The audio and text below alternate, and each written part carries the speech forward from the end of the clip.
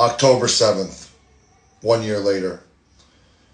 There's so much running through my mind right now that I could talk about on the anniversary of October 7th.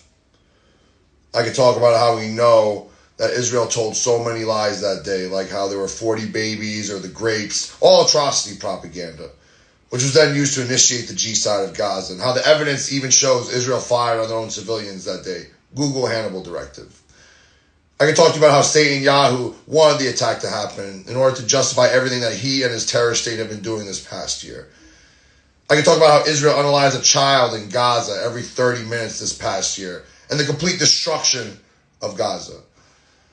I can talk to you about how they are now doing the same thing to Lebanon as they have done to Gaza and now the West Bank as well. I can talk to you about how this is the United States of Israel, and whether it's Harris or Trump, the American government is evil and will continue to support Israel in this modern day H-cost. But what I am going to speak to you today about is my experience with the Palestinian people this past year as an American Jew. The day after October 7th, I spoke out on social media. I've always used my platform to speak out on important social political issues, just so you have a little bit of background on me. I saw what was about to happen in Gaza, and in response, tried to educate people on why October 7th happened.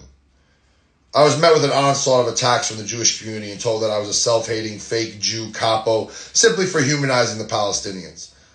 People from grade school to current ex-friends accused me of supporting Teaism, all because I didn't agree with the apartheid and racist regime of Israel. I then began going to protest rallies in New York City, where I began to meet and march with Palestinian people and other Arab and Muslim people. This was my first time spending any type of significant time with Muslims.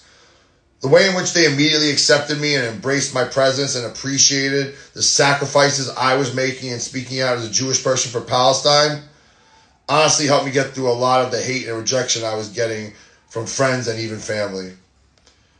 I then started making content that would go extremely viral because I feel strongly that as a Jewish American with a large social media platform, it is my responsibility to use it to help the world and not only myself. Fast forward to 2 months ago, and I was going to take a trip out to Egypt to help give aid with an organization to displaced orphans and single mothers from Gaza that are now living here in Cairo. This trip forever changed my soul.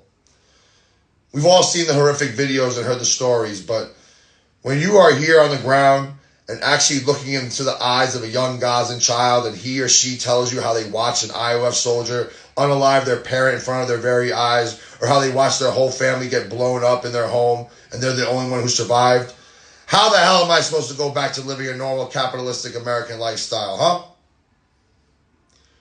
At a certain point, there's only so many boycotts, protests, and content you can make in America before you feel like you need to roll up your sleeves and be on the ground doing something more. So that's why I've taken the drastic step at this point in my life to be living here in the Middle East full time, giving my full attention to helping Palestinian refugees, and hopefully one day get into Gaza when the border finally opens back up, inshallah. The world does not deserve the Palestinian people. They are so resilient and loving and kind and faithful to God that it drives me literally insane how America and Israel tries to demonize them. The time I've spent meeting with the people of Gaza has been filled with many terrible stories that will make your blood boil in anger and weep tears of pain for their loss. But it's also been filled with many beautiful moments, like working with the children here, that show me their resiliency and gives me hope for them in the face of so much death and destruction. All they want is to live in peace and raise their families and devote their life to God. And for that, they are slaughtered and told that Palestine is not their land. I met a young 8-year-old girl out here who was hurt by IOF bombs, and when her father explained to her how I'm an American Jew who stands with Palestine, she couldn't believe it. Her eyes went like that, because her only experience with Jewish people is that of IOF soldiers who terrorize and exterminate her community. And this is why it is so important for Jewish voices who support Palestine to speak up, to change the narrative and show the world Israel does not represent all Jews. Because I would argue Israel's actions makes Jews around the world far less safe and creates anti-Semitism. That is why my content is important. Because I get messages regularly from non-Jewish people who tell me what I'm doing shows them that not all Jews are Zio schmatzis who support It's Not Real and actually have humanity. Unfortunately, not just Jews, but many people are scared of the consequences for speaking out for Palestine, or really just don't care about anything outside themselves. Content creators who act like nothing is happening around them. Honestly, shame on you. Even the creators who maybe say Free Palestine, but don't do anything of substance to help the cause, shame on you as well. So I'm pleading with you, please start using your platform for good to help end this G-side. Because we are winning the digital war at this point. And we need to make people care about what is happening around the world and see how it's all connected and not just about Palestine. I can keep on yapping, but I'm going to bring this here to a close. If you've ever found yourself asking yourself, what would you have done during the fight to end slavery in America, or the fight for women's rights, or the HCOS, or civil rights, or Vietnam, what you're doing now is what you would have done. Are you going to feel proud about that when your grandkids ask you one day, hey, Mom, Dad, what did you do to help stop the G-side of the Palestinian people?